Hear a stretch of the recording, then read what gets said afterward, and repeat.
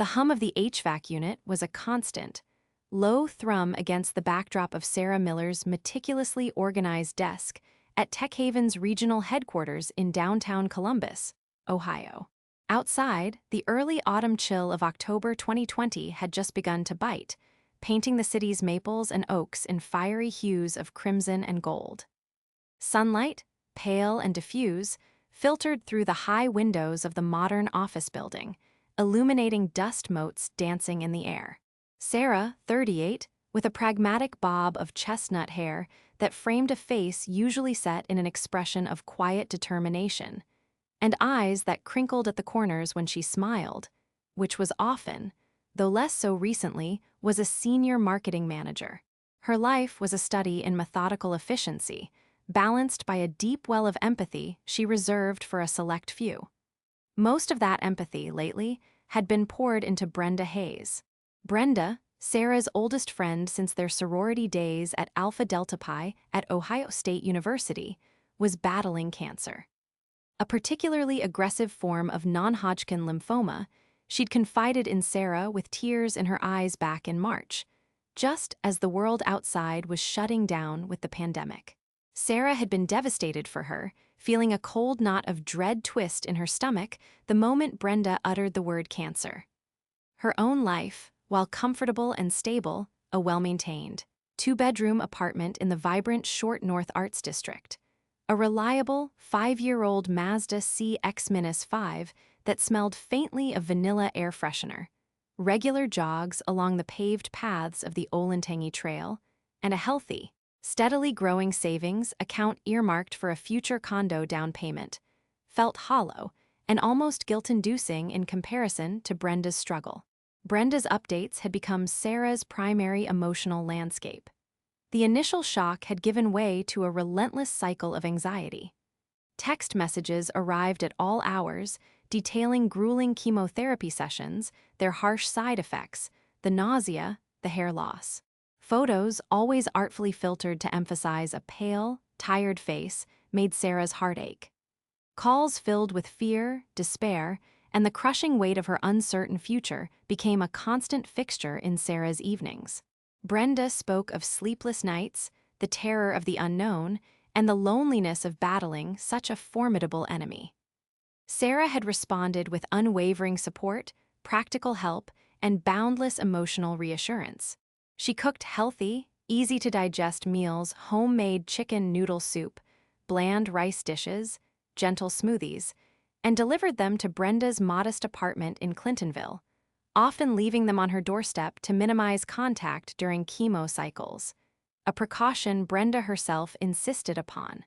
Sarah drove Brenda to countless appointments at the James Cancer Hospital, navigating the often confusing parking garages, waiting patiently through long hours, and holding Brenda's hand during difficult consultations.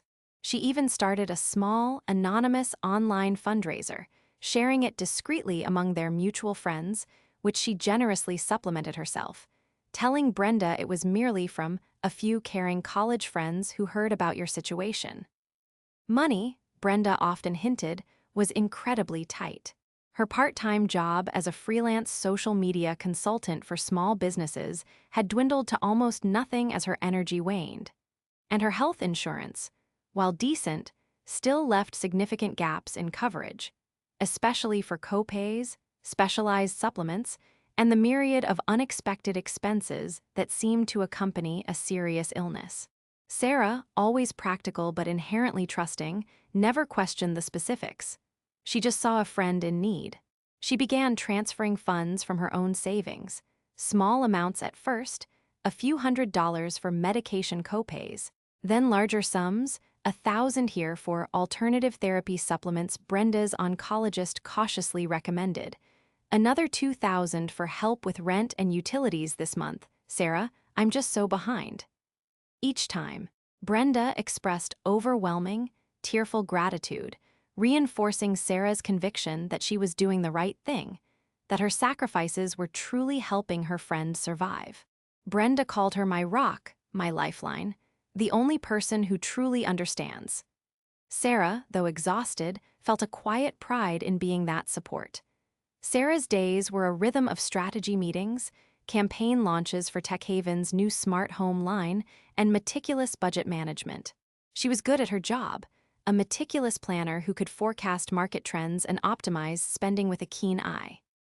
Evenings, however, were a blur of grocery shopping, cooking for one and often for Brenda, checking in on Brenda, and then falling into bed, her own dreams of a quiet life and future home increasingly overshadowed by the crushing weight of Brenda's illness. She'd put off looking at condos in the Italian village, telling herself Brenda needed the money more, that her own aspirations could wait. It'll just be a few more months, she'd think, a mantra she repeated nightly, until Brenda is in remission, until she's back on her feet. The thought of Brenda suffering alone, without her help, was simply unbearable. The empathy Brenda had so deftly cultivated in Sarah was now a heavy cloak, muffling her practical instincts.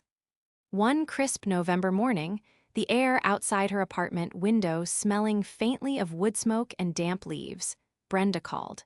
Her voice, usually so vibrant, was weak, raspy, but tinged with a desperate, almost feverish hope. "Sarah," she whispered, the connection occasionally breaking up with static, "they found something. An experimental trial in Boston. It's truly groundbreaking. My oncologist at the James spoke to a colleague there, Dr. Elias Thorne at Mass General. He's a pioneer in targeted therapies for my specific type of lymphoma. He thinks I'm a perfect candidate. But the upfront cost, even with my insurance covering a fraction of it, it's just astronomical. He needs $40,000 for the first stage of the trial just to get me in. I don't know what to do. Sarah, I'm so scared.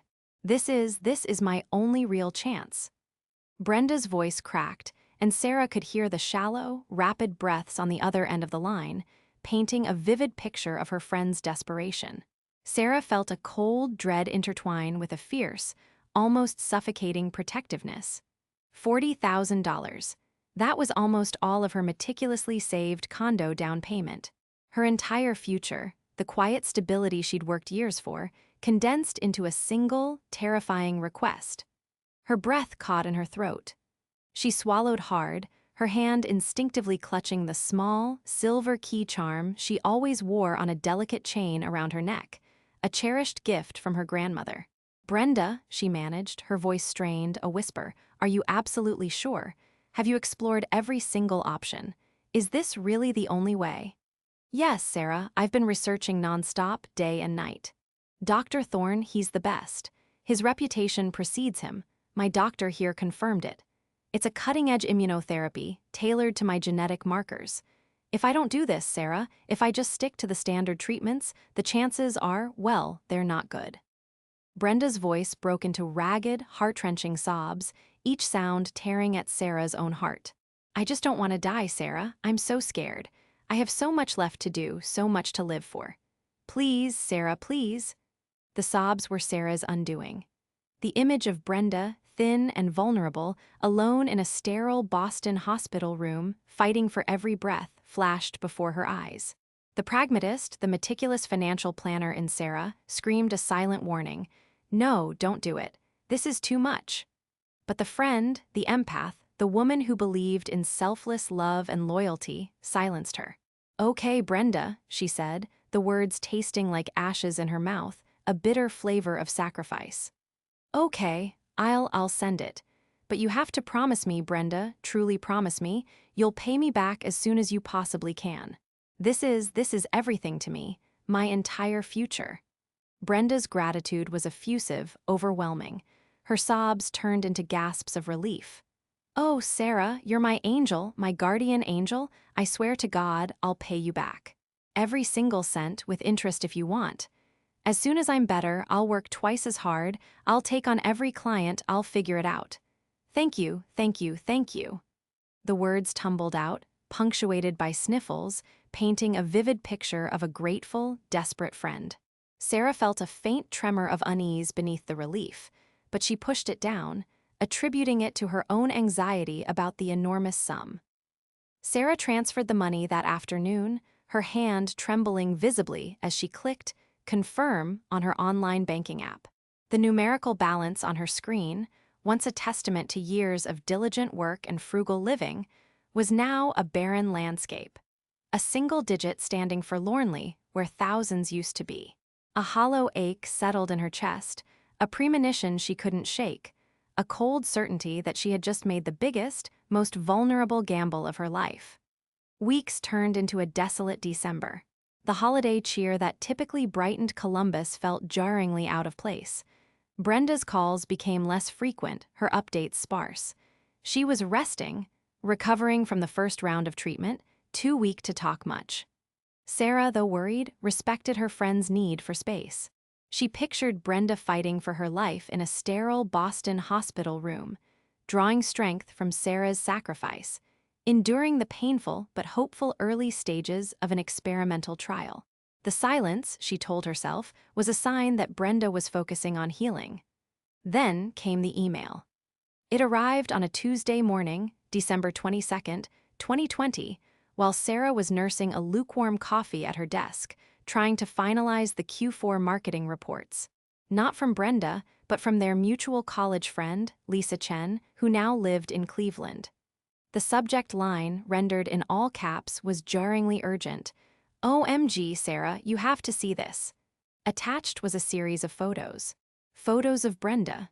Not pale and weak, but tanned and vibrant, a wide, confident smile playing on her lips, a straw hat perched rakishly on her head, a brightly colored cocktail in her hand. She stood on a white sandy beach with impossibly turquoise water stretching behind her. The caption, written by Brenda herself, "Paradise found, soaking up the sun and celebrating new beginnings in St. Lucia, feeling better than ever. Number blessed, number new chapter, number cancer can't stop me." The date stamp on the photos indicated they were posted just 3 days prior. Sarah stared at the screen, a cold, sickening wave washing over her.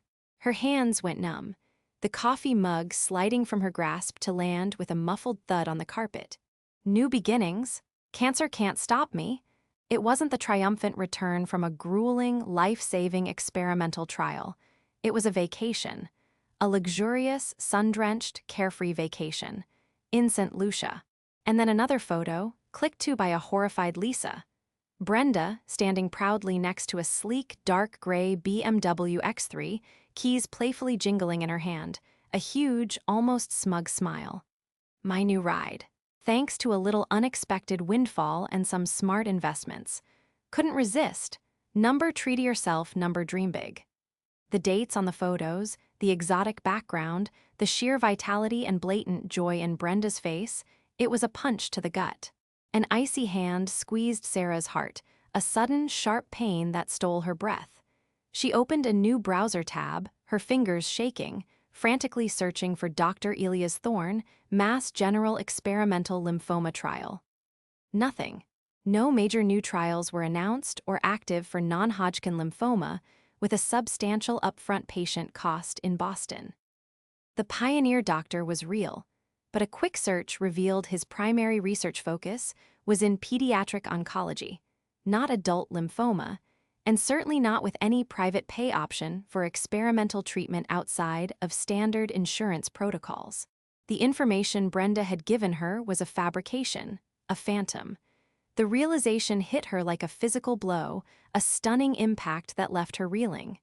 Brenda hadn't gone to Boston for a life-saving trial. Brenda had lied. She had taken Sarah's money, her entire future, her hopes for a home, and used it for this. A luxurious escape to the Caribbean, a brand new, expensive car, smart investments that clearly involved Sarah's hard-earned savings. Sarah felt a scream building in her throat, a primal howl of betrayal and anguish that threatened to burst forth.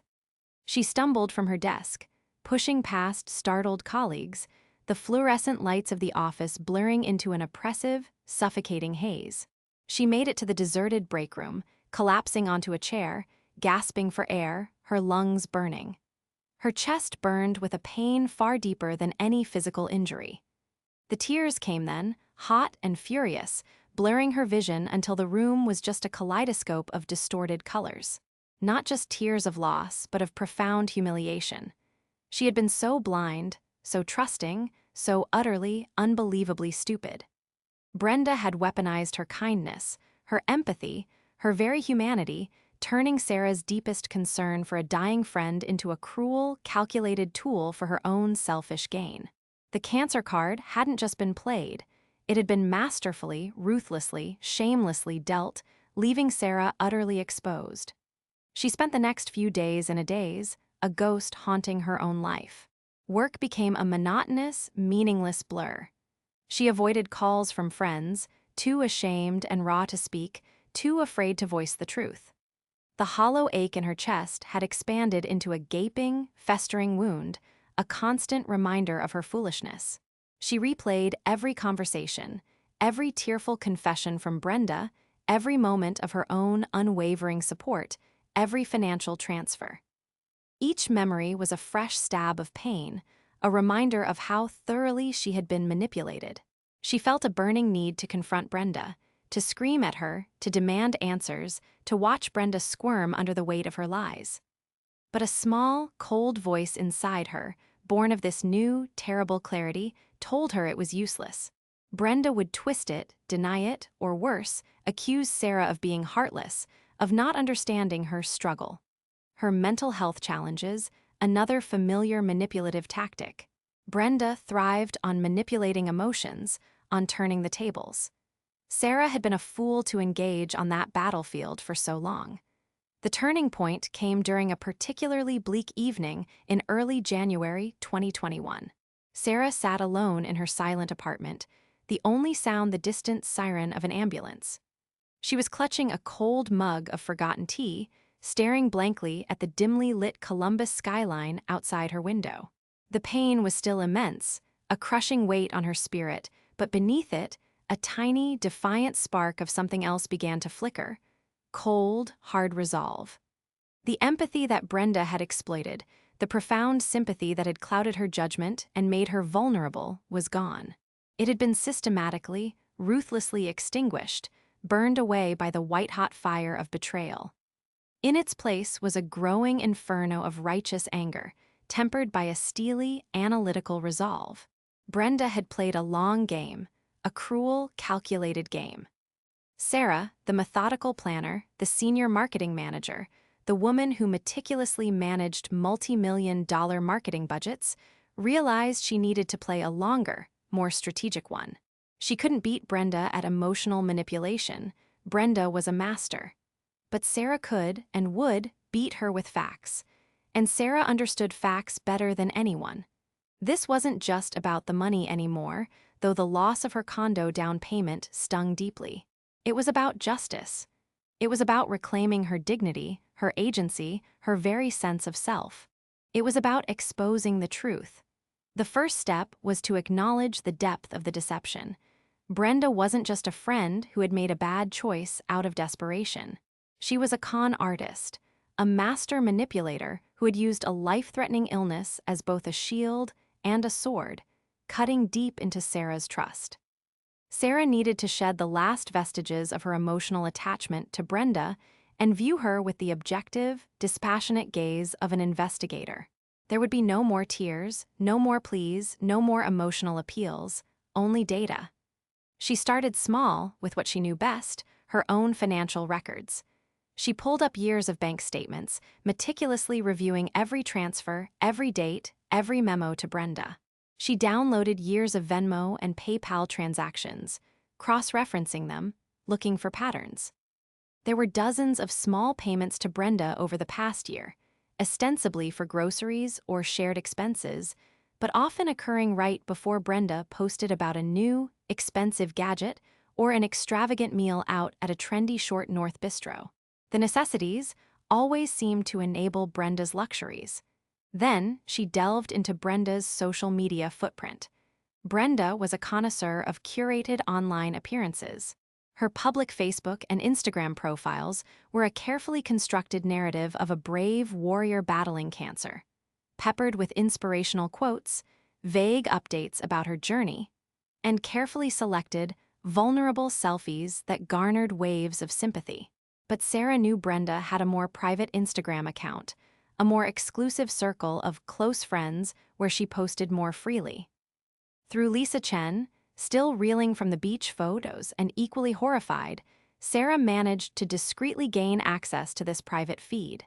This private feed was a treasure trove of undeniable evidence. Photos of lavish brunches at the Guildhouse, weekend trips to Kentucky distilleries, shopping sprees at Easton Town Center, all clearly dated during Brenda's supposed chemo weeks or recovery periods. There was a particularly galling photo of Brenda clinking glasses with a man Sarah didn't recognize, caption, "Celebrating the closing on my new place in Grandview Heights. Cheers to smart investments and good health." The date, December 8th, just weeks after Sarah transferred the $40,000 for the supposed experimental treatment. Brenda had used Sarah's money to buy her own condo, not for a life-saving medical procedure. The rage pulsed, cold and clear, a burning ice in Sarah's veins. Sarah began to build a meticulous timeline, cross-referencing Brenda's public cancer journey with her private, luxurious life. The discrepancies were stark, undeniable, and damning. She even managed to find archived versions of Brenda's older Facebook posts from years prior, revealing similar patterns of sudden illnesses or crises. A mysterious chronic fatigue syndrome, an urgent need for an uncovered surgical procedure, that always seemed to coincide with requests for help or money from other unsuspecting friends. Sarah realized she wasn't the first, just the most recent and most significantly harmed victim in a long line of them. The sheer scale of Brenda's deception was breathtaking. She dedicated every spare hour, every ounce of her considerable intelligence and energy to her meticulous investigation. She learned how to use reverse image searches to trace the origin and date of photos, how to access public records for property deeds and transactions, and how to analyze financial trails for suspicious activity. She confirmed that Dr. Elias Thorne's practice at Mass General had no record of a Brenda Hayes as a patient for any experimental lymphoma trial, nor did they conduct private pay trials of that nature. She found a news article from a local Columbus paper from 2017 about a woman who had been defrauded by a friend using a strikingly similar cancer scam, a cautionary tale she'd never thought would apply to her. Sarah's professional skills, usually deployed to craft compelling advertising campaigns, to understand consumer psychology, and to present data in an impactful way, were now laser-focused on constructing an airtight, irrefutable case against Brenda.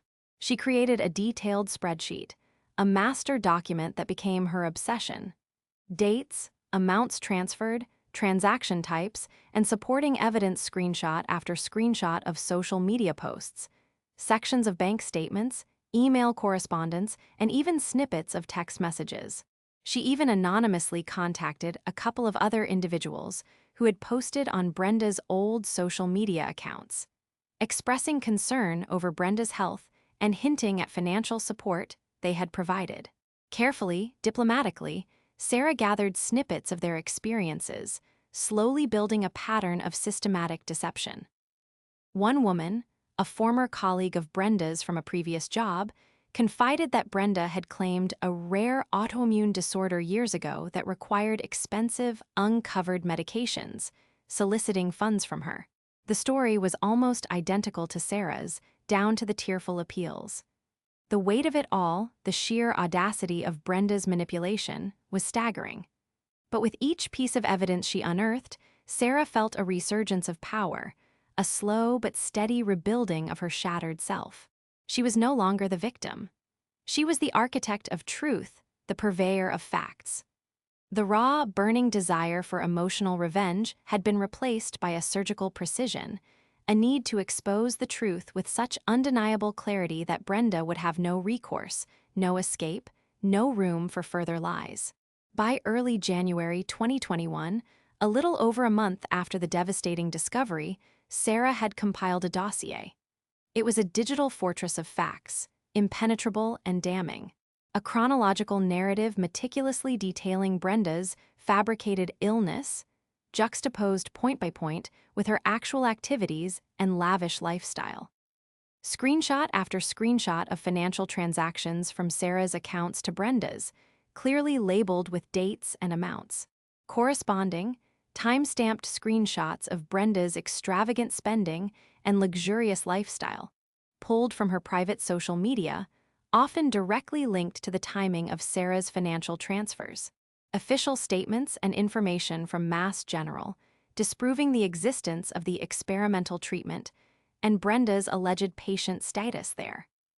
Anonymized, but verifiable, testimonies from other individuals Brenda had defrauded using strikingly similar cancer-related or illness-related tactics. Public records clearly showing Brenda's property purchase in Grandview Heights on December 8th, the exact date of her new place social media post, providing an undeniable financial link to Sarah's $40,000. She considered going to the police, but she knew the wheels of justice ground slowly, and personal revenge often found its most satisfying conclusion outside formal legal channels, at least initially. Besides, her primary goal wasn't necessarily to put Brenda in jail, but to dismantle her carefully constructed world of lies and expose her for who she truly was to everyone she had manipulated. She wanted Brenda to face the social and professional consequences of her actions, to lose the very currency she valued most: sympathy, reputation, and perceived status. She wanted to make Brenda's name synonymous with deceit. Sarah's revenge plan was multi-pronged, designed for maximum, undeniable impact and widespread dissemination of the truth. She wouldn't just send a vague email or make an emotional accusation. She would distribute her findings where they would cause the most damage, where Brenda's lies had been most effective. First, she created an anonymous, untraceable email account. To it, she attached the meticulously compiled dossier, formatted not as an angry rant, but as a professional, objective report, almost like a forensic audit. The subject line was chillingly simple, yet devastatingly effective. The truth about Brenda Hayes, a comprehensive report. Her target list was precise, carefully curated for maximum reach and impact. She sent the email to 1. All mutual friends and acquaintances from their college days at OSU, their various social circles, and even casual contacts who had expressed sympathy for Brenda online. 2. Brenda's current and former employers, particularly those small businesses she consulted for. Brenda, despite her alleged illness, still took on occasional social media consulting gigs, and her professional reputation was absolutely key to her precarious income. 3. The board of directors of a prominent local nonprofit cancer support group Brenda frequently volunteered with, often sharing her inspirational story of resilience and recovery, using it to garner more sympathy and trust. 4. The real estate agent and the mortgage broker who had handled Brenda's recent condo purchase, with a copy of the evidence showing the fraudulent source of the down payment. While they might not be able to directly undo the sale, it would certainly raise severe red flags and potentially open Brenda up to further legal scrutiny from the financial institutions involved. She didn't add any emotional commentary, no angry outbursts, no desperate pleas for understanding. The facts, laid bare in meticulous detail, spoke for themselves. She ensured the evidence was irrefutable, including direct links to public records and time-stamped screenshots that couldn't be denied or explained away. The first ripples of the explosion started within hours. Sarah's phone, which she deliberately kept on silent, began to buzz with a relentless stream of messages from mutual friends, then calls she let go to voicemail. "Sarah, have you seen this email about Brenda? Is this actually true? My God, Sarah, I'm so sorry. I can't believe she did this to you, to all of us." The sheer volume of messages confirmed that the email had reached its targets. The initial shock among their friends quickly turned to outrage and profound disappointment. Friends who had rallied around Brenda offered her emotional support, and in many cases, their own money, felt the same sickening betrayal Sarah had endured, perhaps even a greater sense of foolishness for having been so easily manipulated.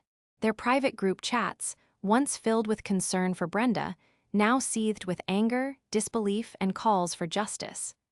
Many deleted Brenda from their social media, effectively erasing her from their lives. The impact on Brenda's professional life was immediate and devastating. Her current consulting contract with a small local restaurant chain was terminated within a week, the firm citing a serious breach of trust and ethical conduct and misrepresentation. News of the scandal spread rapidly through the small, interconnected world of Columbus marketing and PR professionals. Brenda, who had painstakingly cultivated an image of integrity, resilience, and compassion, was now synonymous with fraud and manipulation. Her professional network evaporated overnight. The prominent cancer support group, upon reviewing the irrefutable evidence, swiftly removed Brenda from all volunteer positions, effective immediately.